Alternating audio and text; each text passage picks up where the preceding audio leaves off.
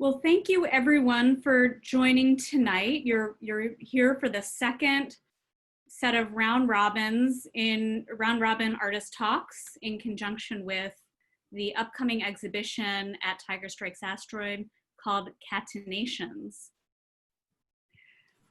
Now, before we get started with tonight's event, we'd like to acknowledge that Tiger Strikes Asteroid stands in solidarity with the Black Lives Matter protests happening around the country and stands unequivocally against the systematic racism, white supremacy, and police brutality that has disproportionately targeted the Black community.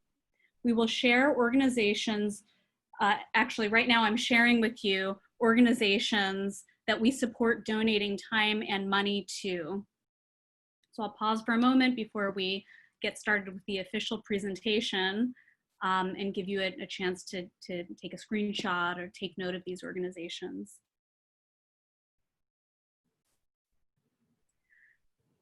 Now the format of this artist talk is going to be round robin, where Joe Yarrington, my co-curator, and I'm Rachel Gorchov, we co-curated this exhibition together. We're going to start off by asking the first artist a question, who will then in turn ask the next artist, who will then ask the next, and we'll come around full circle. And we invite you, the audience, to ask questions as well. Please type your questions in the chat. You can type them in as you think of them, or type them in at the end. We're going to wait until the end of the presentation to review the chat and ask questions. So feel free to type your questions in as you think of them. Now I invited Joe Yarrington, a colleague from Fairfield University, to co-curate this exhibition with me a year ago. And this exhibition is on the intersection between water and health, following a university-wide initiative she led on integrating this theme into her university's curriculum. Water's role in life continues to remain constant, although the world has changed dramatically since we first conceived of this exhibition.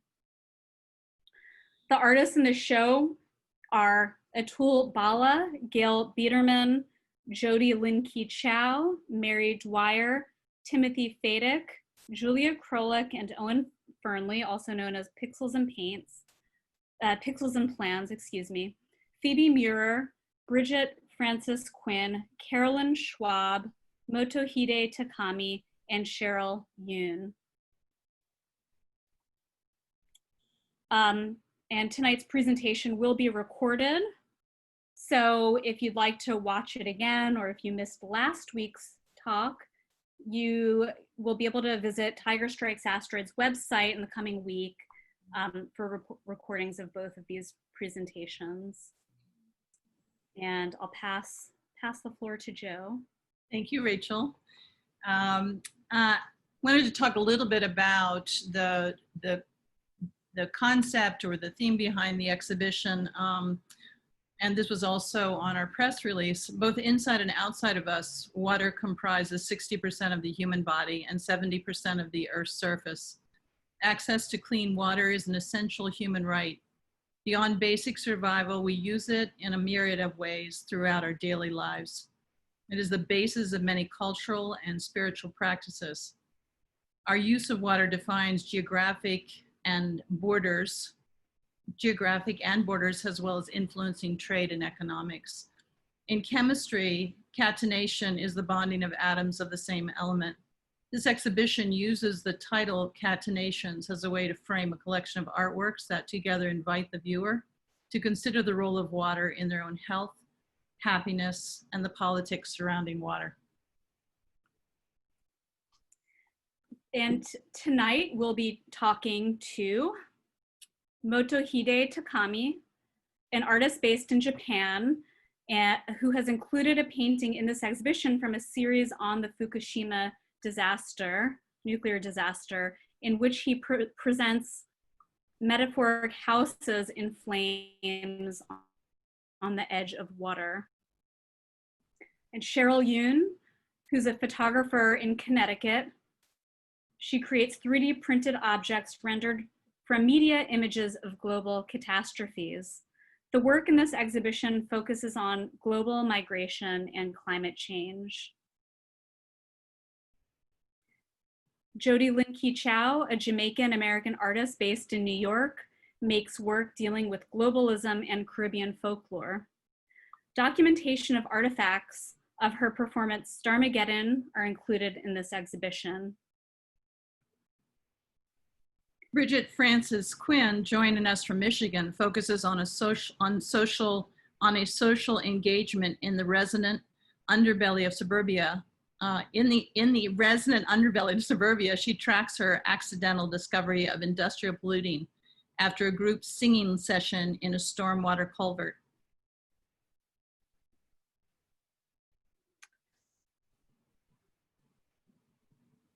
In their code-based artwork, Depth to Water, Canadian collaborators Julia Krolik and Owen Fernley, AKA Pixels and Plans, reveal the geography of Ontario through visualized private well water data points. The work emphasizes the increasing importance of equal water distribution.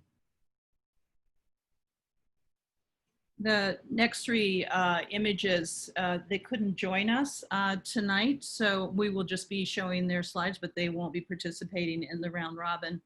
Gail Biederman, an installation artist from upstate New York,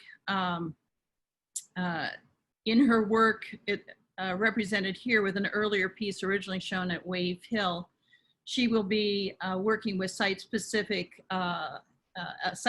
installation, bringing viewers' attention to the water pipes that run the length of the gallery.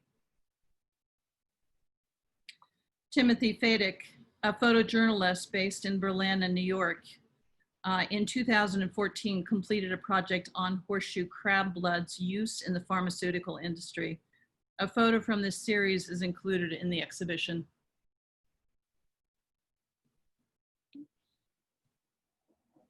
Atul Bala, a performance artist based in India, has included a piece in the show in which he asks a body of water 5 questions, drawn from an episode in the Indian epic Mahabharata.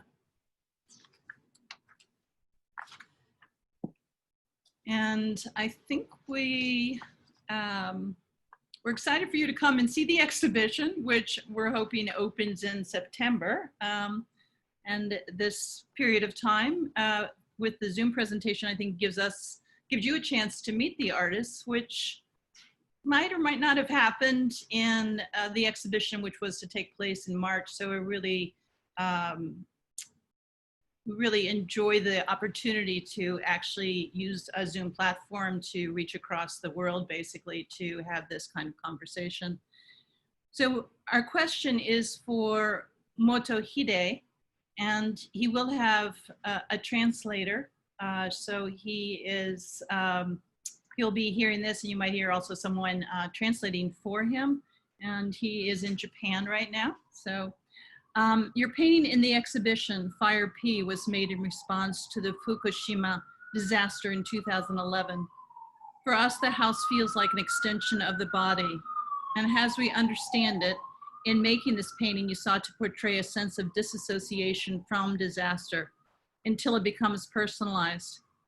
We believe this painting has taken on new significance in the midst of the worldwide pandemic and the acute call for justice and systemic change we're experiencing in the US. The body of water feels complex in this painting. It separates us from the crisis at hand and is perhaps a solution, but still out of reach. Has your perception of the work that you made changed in the context of the current global crisis we're living through today? はい。基本的には、変わってはいないです。というのも、基本的にその僕の作品は人の意識の無関心さとか、そういう認知の限界みたいなものがテーマになっているので、そういうある特定の事件があったから作品の見方はその変化するというわけではありません。The idea of my works will not change regarding an incident that has happened.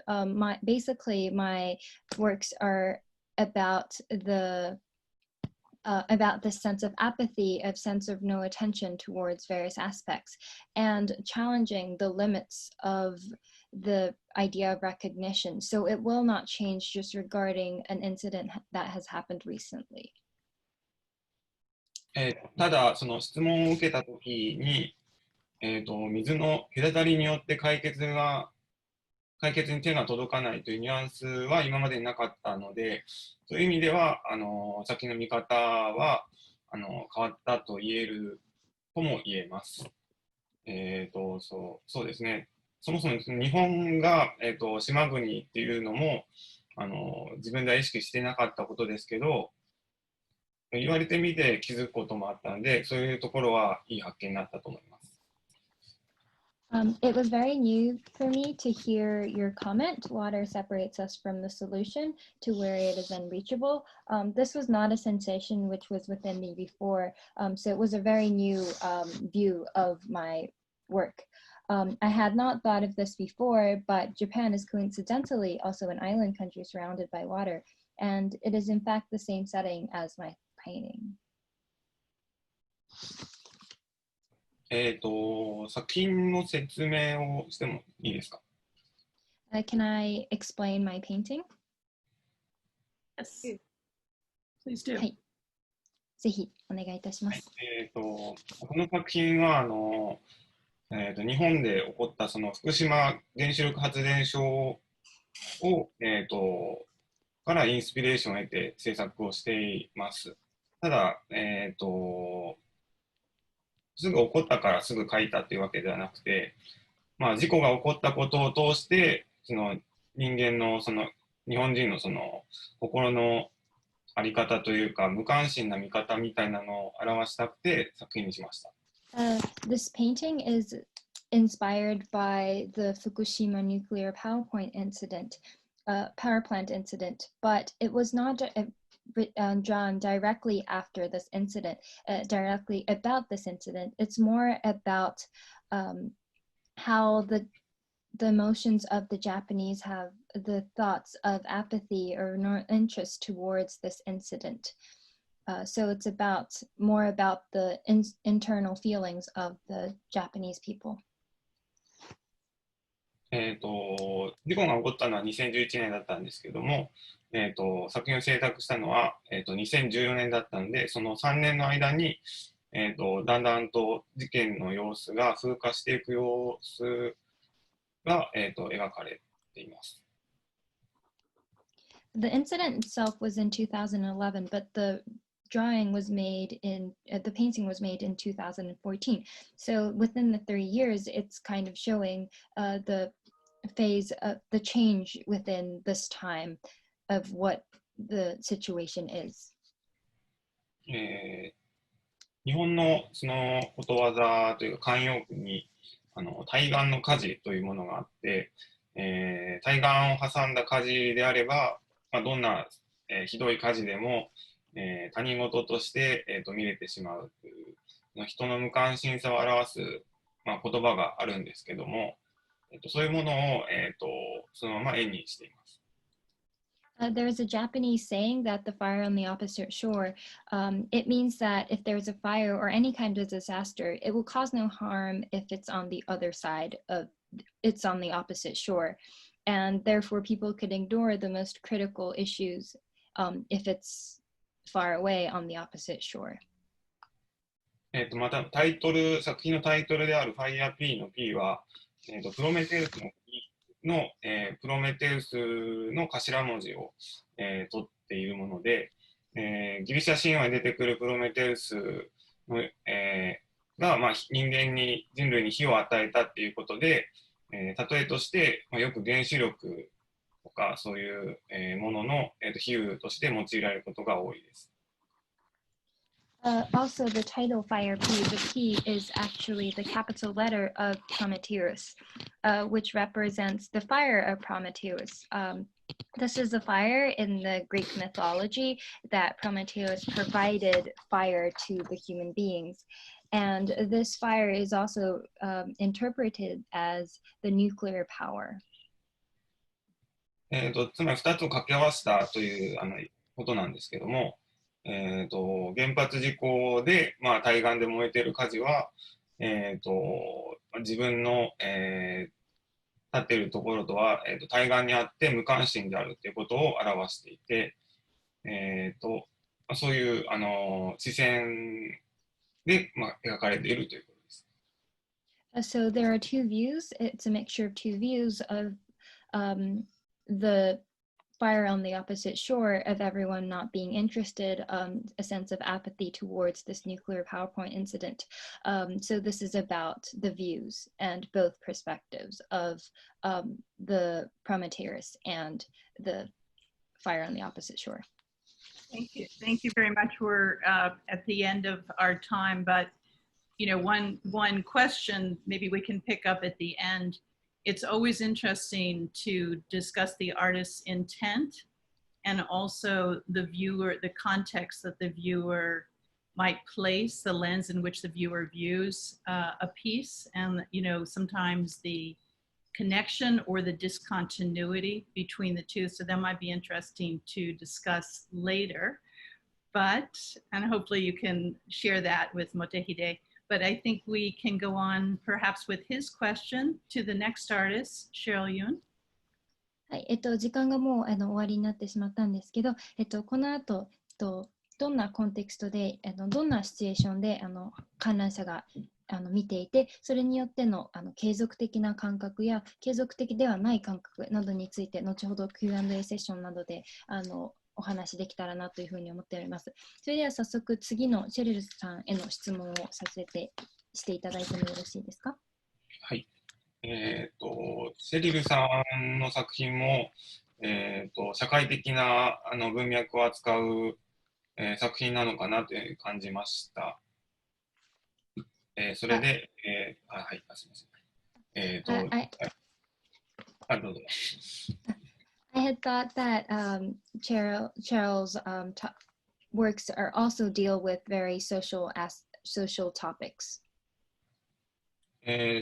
私の作品と似ているところとしては、その社会的っていうかネガティブなものを素材にして、自分の都合のいいところで形を変えて、でそのものを消費するっていう流れをあえて取っていて、そういう作品とその人も含めた関係性も全て作品の一部というふうにコンセプトを組み立てているのかなというふうに感じました。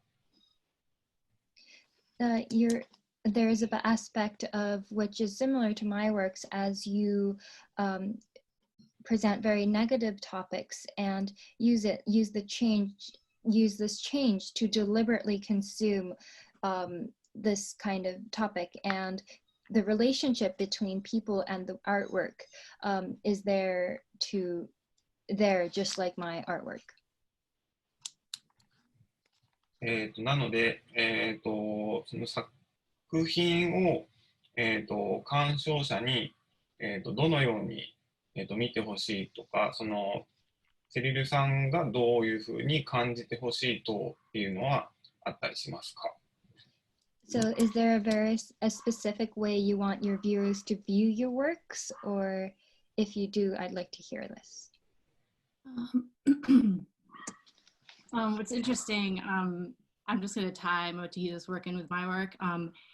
The whole idea of a slow burning fire and him showing something that occurred 4 years ago and how much this fire exists is very interesting, because most of the images that I'm using are sort of immediate. They're things that I found in the newspaper, in the media, and they kind of have this, the newspaper has this here one day.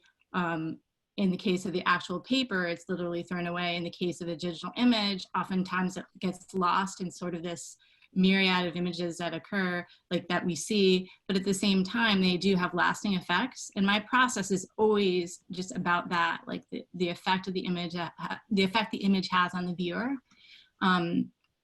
In the case of this image, in this body of work, that are three-dimensional sculptures, that to answer one of Motohito's questions, they are intended to sort of be hung on the wall, sort of abstractly in space.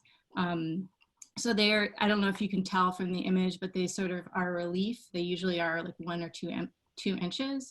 The way that these images are created is this was an image of melting Antarctic, melting ice. And instead of actually showing the melting ice, this is actually the negative space. So a lot of times with this body of work that I've been doing, I'm looking at an image, and sometimes they're images that we've all seen, they're images of conflict, but I'm looking at the parts of the image that are not always noticed, and then I'm making those into my objects. And so in this case, this was the negative, as I mentioned, the negative space, the water that had melted. The process, how I created this, was taking it through a 3D program and creating a mesh by using the actual elements of the image. I'm gonna stop so what I'm saying can be translated. まず、はい、私の作品と本秀さんの作品を結びつけたいと思います。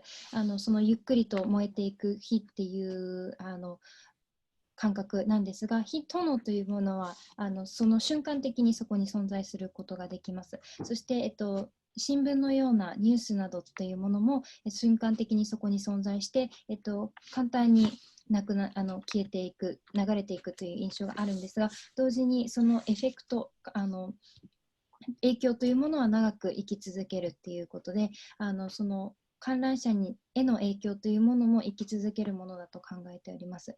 で、この作品は 3D のもので、壁にかけて観覧していただくというふうになっていて、サイズとしても1から2インチほどで非常に小さいものです。で、この溶けていく氷山というネガティブなスペースの中で、必ずしもいつも気づかれないようなネガティブなスペースというものがそこに存在していて、3D にしていく過程の中で実際にその素材を使っていくということがあります。一度ここで止まりたいと思います。The only other thing I wanted to say about the process of creating these is, because it is important to sort of the concept, is that instead of, with a lot of the objects in this series, I could, 3D model them, create 3D models, knowing what the objects are intended to look like. But instead, I run it through a program that actually uses elements of the image.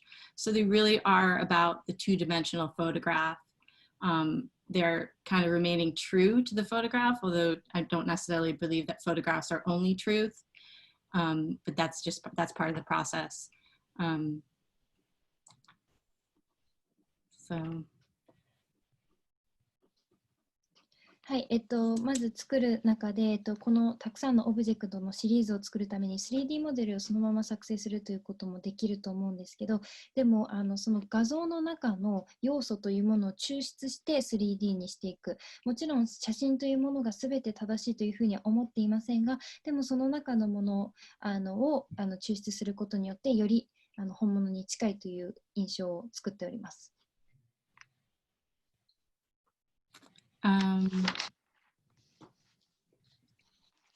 So should I go on and ask my question to? Yeah, I think so. We've got 10 seconds left, so it's about to. I could talk for 10 more seconds. Yes, okay. So you're going to ask the question to Jody, I think, next. Yes. There we go. So I did enjoy, in terms of Rachel and Joe, I did enjoy like sort of seeing the line of my interest, like just the connection between Motohito's work and then also just Jody's work, and the nice sort of line that you guys created with our work and thoughtfulness in putting us all together.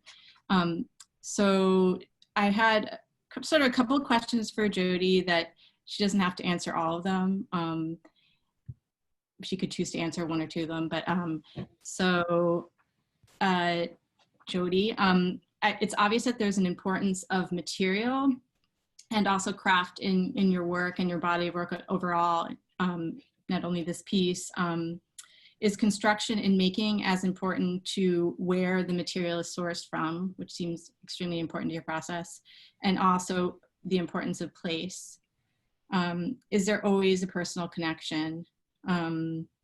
Lastly, your use of the body, which is quite powerful, has changed. Has it changed just with recent events in your perception of it, or in others' response to it that you've heard?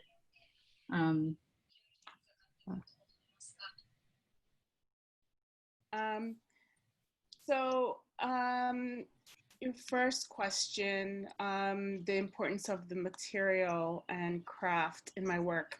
That answer is sure. I actually put a lot of thought into what material I will use when I make a work.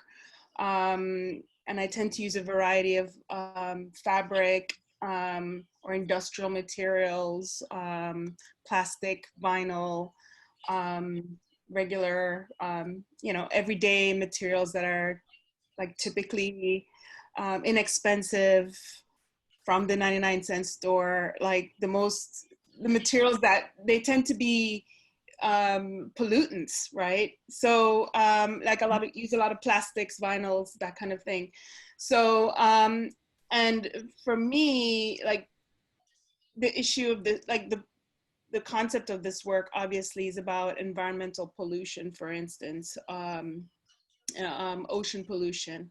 So in this piece, I'm also very research based, I did a lot of research to find industrial fishnet, for instance. That's what I used. That's the netting here in this work.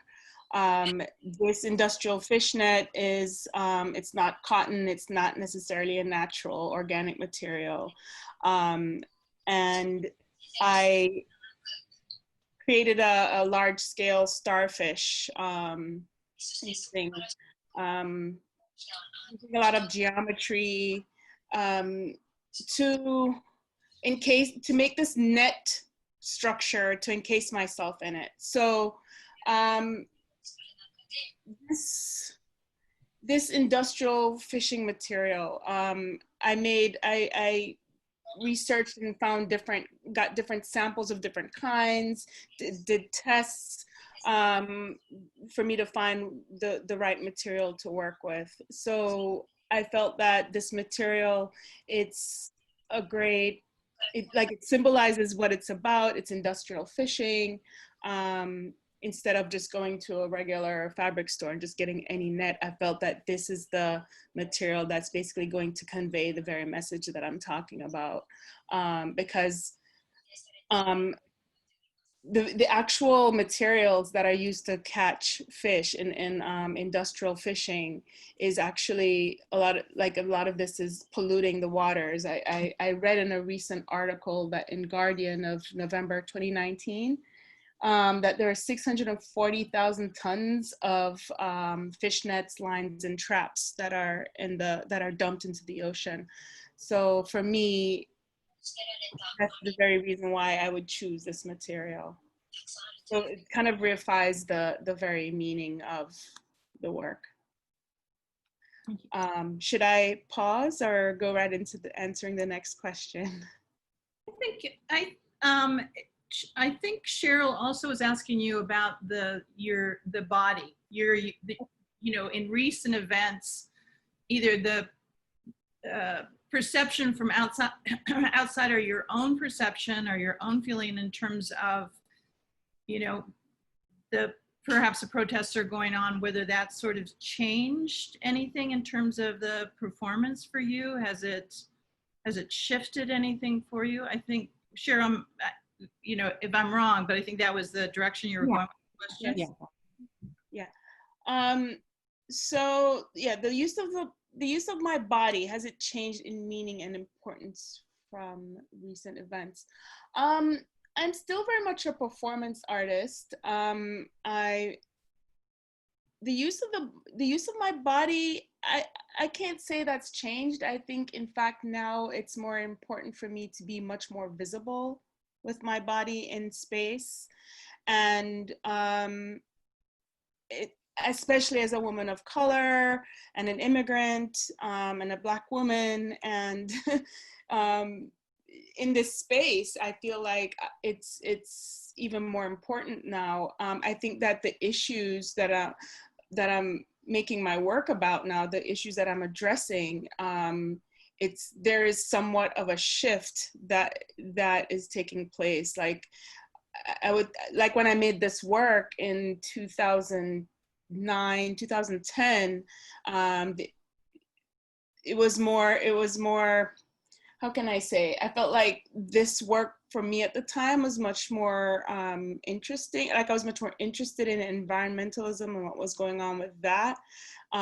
Being that I did grow up on a Caribbean island and I experienced seeing a lot of fishing. There's fishing in my family. So there's this personal connection, and place also has a important part in that as well. So, but being here now in the United States and being very much active in what's going on politically with protests and that nature, I have to be much more present. My work has changed a lot since this artwork here you're looking at, but yeah, it's the use of my body has changed, but I would say much more to address different political issues. It's a different stance. Thank you very much. Do you want to ask the next question to Bridget? I think it's the next one on the. Sure.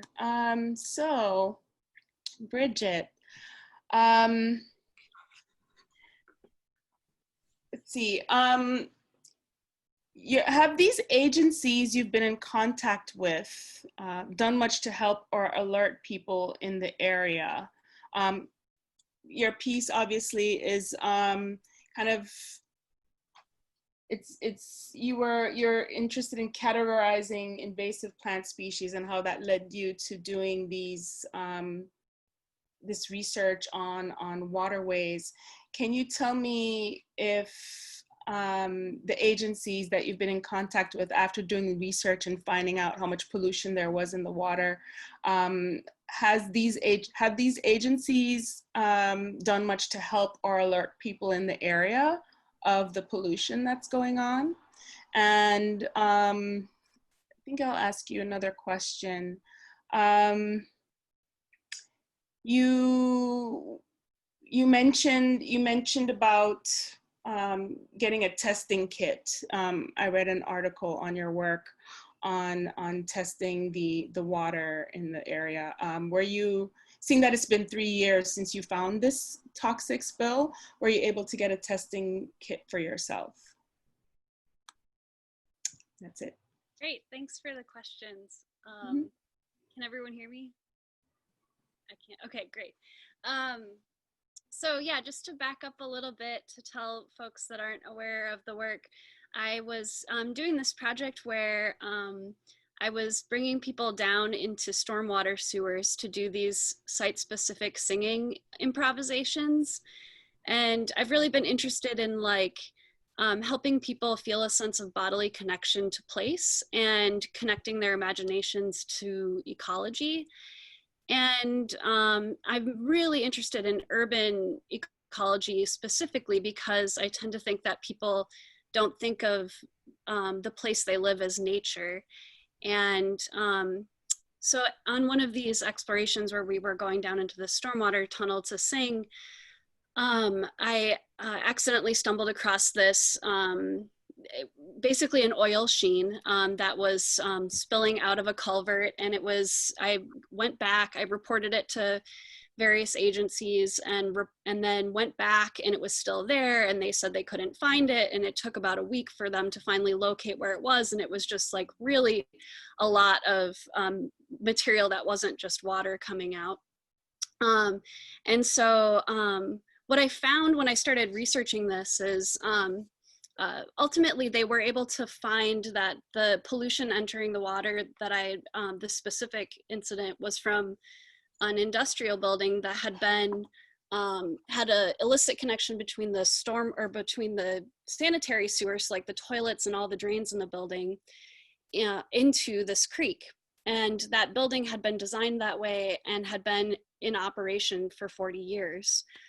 And so when I started digging into the I started to wonder how this is possible. And so I started looking at the policy and found really that there are all of these rules set up around like how often waterways are tested and how much pollution is permitted in a river. And I sort of realized that all of these rules are set up to sort of permit businesses to continue to pollute. I sort of also found that a lot of the officials that were charged with protecting these waterways would almost always lead with this assertion that we need to protect business and the environment. And what I found is that these things are totally at odds with each other most of the time. And so to answer the first question, I've found that I think there's sort of like some progress being made, but we've just allowed our urban waterways to become so degraded that the baseline that we're operating at right now is pretty low. And then in terms of testing kits, I found that in a way I've sort of gone a different direction. So I was interested in the sort of citizen science aspect of things. But what I'm finding is that like, although there should be more testing, I feel like a larger problem is this problem of disconnection. So like in this photograph, this waterway is actually technically private property. And so people don't have a chance to feel a sense of connection with these urban ecologies. And so lately what I've been doing is sort of just leaning into this practice of hosting these events where the idea is to get people to form a personal connection with the place, and also to sort of start to form an understanding of the barriers to their own engagement with these places. So like recently I hosted an event where I brought people to a newly declared Superfund site, which is only a mile away from my home. And it's phenomenal because this site, which is just a newly declared Superfund site, was actually not even bad enough to be put on the state's register of Superfund sites. The reason it made it onto that list was that bright green fluid started to leak out onto the highway. And so because it was so visible, that's why it got put onto this list. So I'm finding that beyond knowledge, there's just sort of this apathy that Motohito was talking about that feels almost insurmountable. And I really feel like that is actually like the primary problem here, not a lack of knowledge.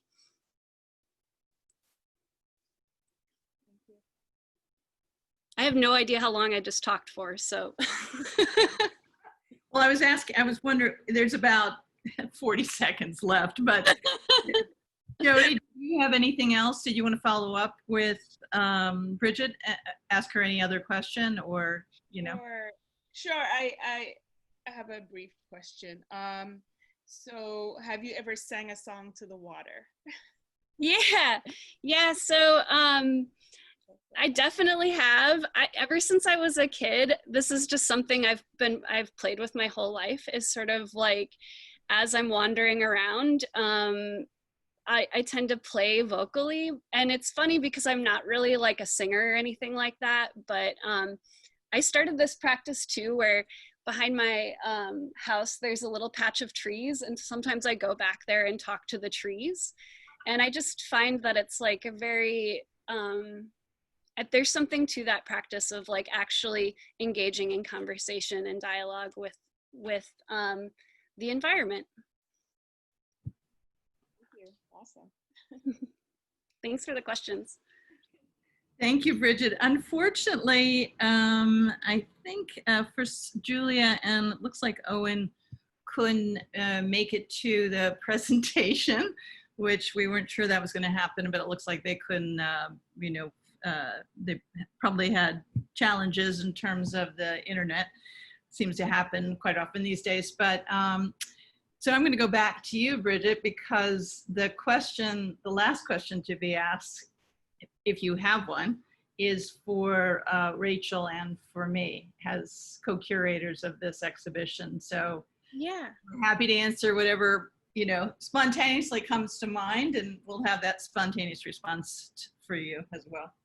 Great. Yeah. So one thing I've been noticing is that like as the world is sort of cracking apart and institutions that we once thought were really stable now seem to be unstable, I've just been feeling a lot of like creative impulses in myself that are different and deeply informed by what's going on right now. And I'm just like, as we're carrying this show forward in this time that's so drastically different from the time that you were planning it for, I'm wondering what, creative intuitions and curatorial intuitions you might be having that might inform future work. For us personally, or curatorial work that we might be doing together? I would say approach that question however you like.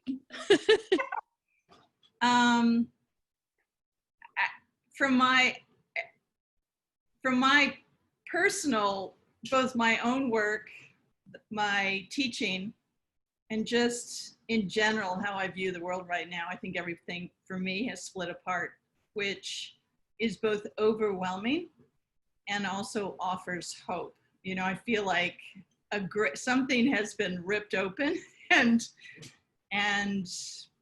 it's time to kind of see what's real.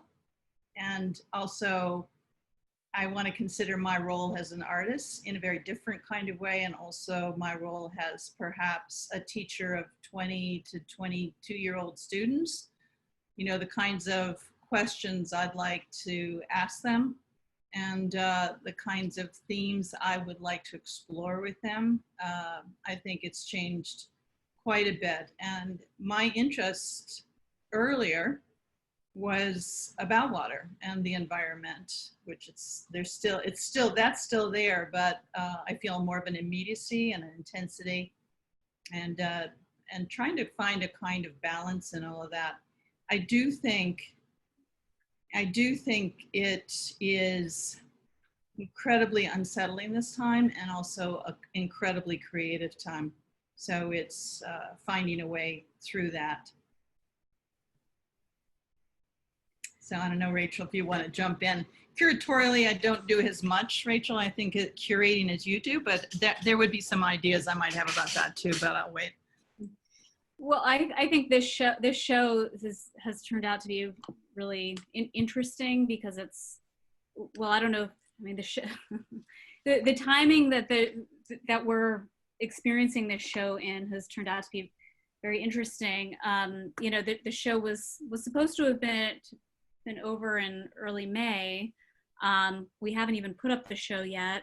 In the time that we've sort of decided to host these round robins, even so much has changed. We've delayed these artist talks because I think Joe and I as curators, the artists in the show, as participants in the exhibition, the members of the gallery really felt strongly that attention should be placed elsewhere, should be placed to the social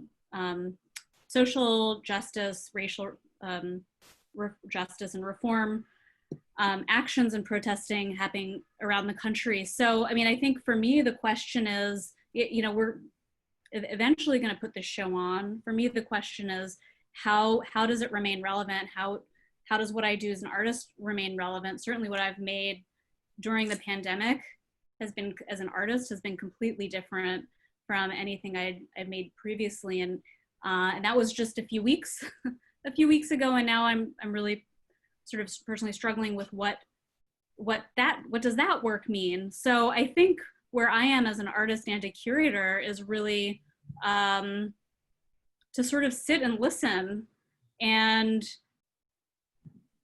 look critically at what I do and what those around me do, and really sort of embrace whatever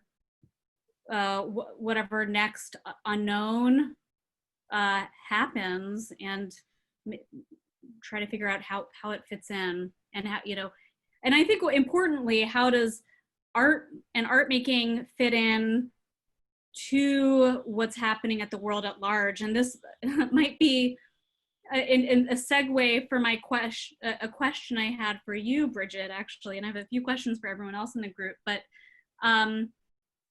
yeah, I mean, you're somebody who's been working in art making and activism for a long time, and I'm curious, you know, why and how do you choose to use art making as a path for activism and change? What's your relationship between art and activism? How do you see the two as being linked? Oh, that's a really good question. And I think sometimes I struggle with that because sometimes good activism and good art are not exactly the same thing, I don't think. But I will say that I think that what we're suffering from, among other things, is a being trapped in some really bad stories and really bad visions. And so like as an artist that makes images and makes like sort of like small microcultures or something, I think that's something I think about a lot, is how to create artifact stories and little microcultures of a different world. And to me, that seems like something that a lot of artists are probably engaging in right now.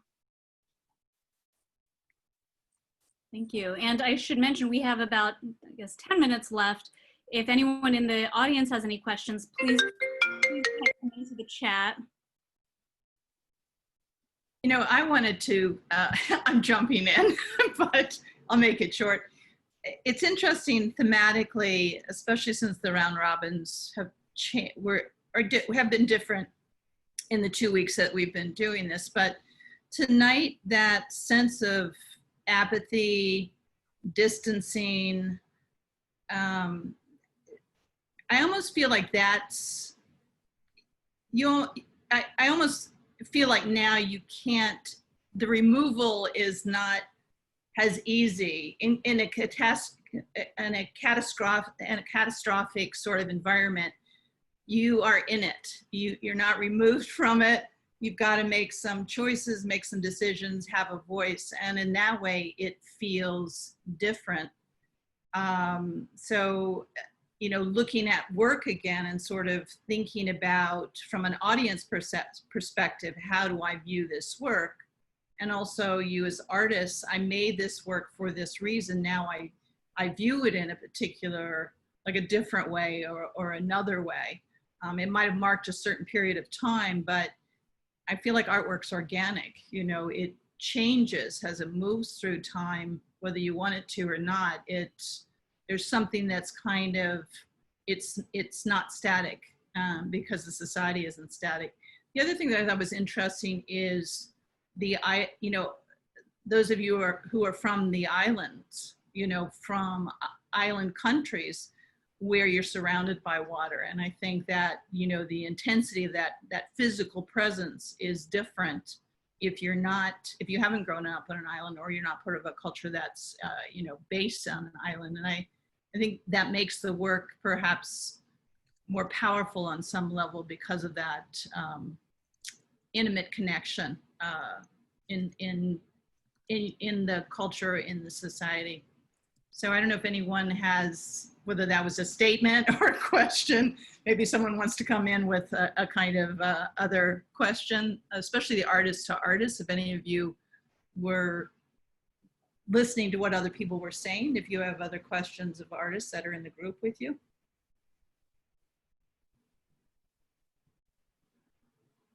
Or not.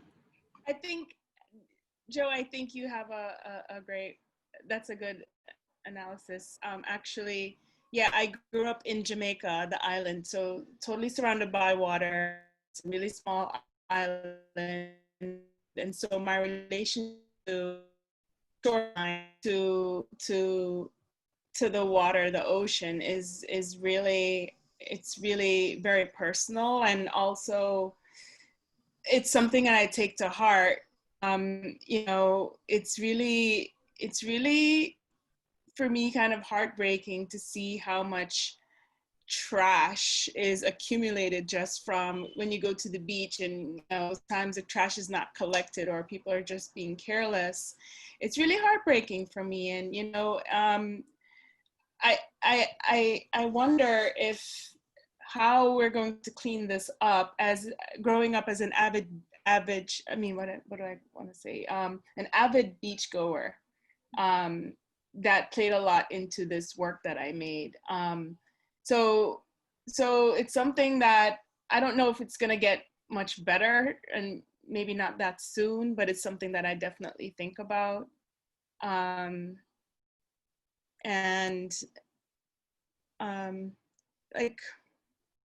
I don't know. That's all I have to say for now. I really, Motohid's image resonated with me too. Like I could tell that there is this this barrier. Water became like this barrier between the viewer and the viewer and what we're seeing, but at the same time, or the implied viewer in the image, and then this house that's being burning across the water. I think that it kind of really accurately describes this alienation, that I find interesting. Yeah, I'm glad you brought the conversation back to Motohide's painting, because hearing you talk about it, Motohide, was fascinating. I had no idea that the P stood for Prometheus, so I feel like there's this interesting tension between the sort of disassociated sort of nature of an experience somebody might be having with a disaster that's not their own, and hope. So I feel like Prometheus sort of symbolizes hope and I don't know, hope for the future. So I guess I'm curious what your relationship to sort of bringing Prometheus into the painting was. Rina, I don't know if you want to translate for Motohide right now. Yes, I have translated, so I think he will answer. はい、翻訳はもうすでにしましたので、質問、はい、はい、プロメテウスとのどういったプロメテウスが出てきたことに対するどういったつながりがあったのかということです。そうですね。やっぱり原発っていうものを表したいっていうのと同時に、もっと広い意味での何かこう事件とか事故とかっていうのをもオーバーラップさせたいっていうのがあって、で、プロメテウスっていうのは元々他のことで知ってたんですけど、今回その名前を使いながらもタイトルからはそれを読み取れないっていうことをしたかったんですね。P っていうのはその要は、プロメテウスっていうことは先ほどお話ししたんですけども、それをあえて隠すことでもうそういう固定のその事実というか、その作品の中で重要としていることでさえもラベリングして、その要は無関心というラベリングで、作品化してしまうっていうことが何ていうか必要かなというふうに考えたので、そのテースでいうその一つの、逸話じゃないですけど、そういう話をちょっと比喩的に使ったという次第です。Okay.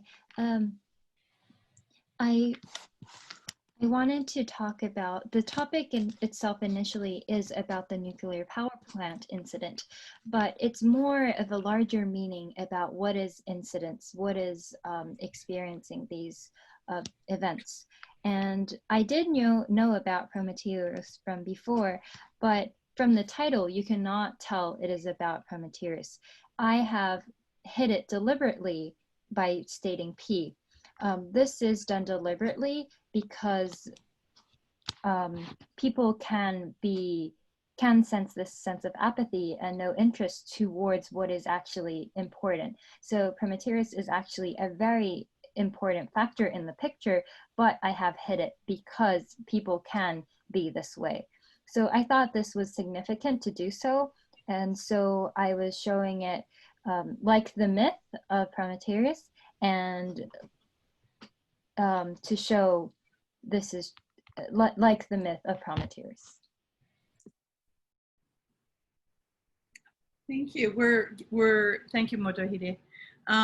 We're kind of at the end, but I did want to say a few things. You know, the artists that spoke last week, and also Bridget, maybe also in what all of you are doing. I think in the midst of this massive change, I find hope in the fact that all these institutions are dropping away. I mean, there's something uplifting about it, like as if the change that should have come a long time ago is happening.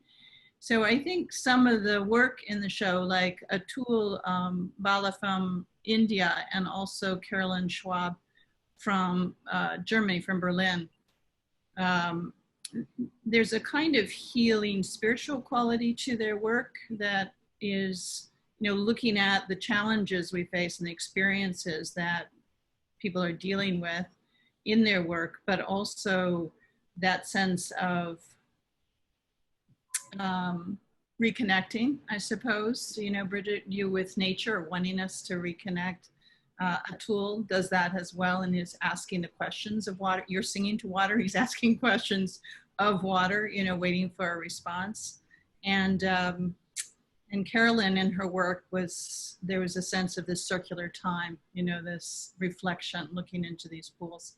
So it's been a real, a great experience for Rachel and myself. I think I don't want to speak totally for you, but we've really talked about what a great experience the exhibition has been, even though things have changed so much. As a curator, you come in and you feel like it's such a learning experience, and there's a lot of radical listening going on as well now, which I think is a good sign. I don't know, Rachel, if you want to, since this is our last, you know, round robin, do you have any thoughts? Yeah, it's been very interesting. I wouldn't have gotten to know the artists.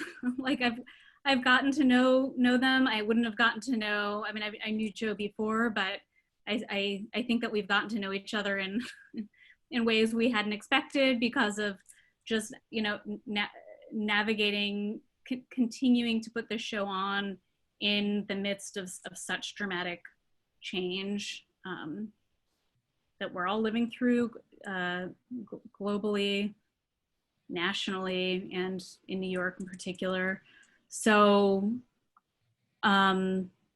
certainly when this show happens, I'm very curious to see what sort of world we're living in. I love what Bridget just posted to the chat.